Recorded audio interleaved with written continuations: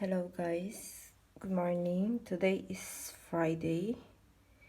Uh, we're going to make a homemade almond bread using the microwave oven.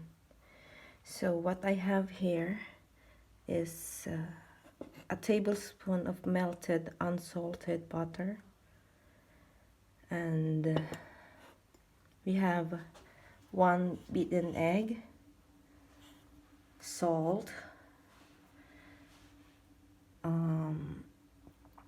baking powder, sugar. I'm using stevia, and almond flour. This is my homemade almond flour.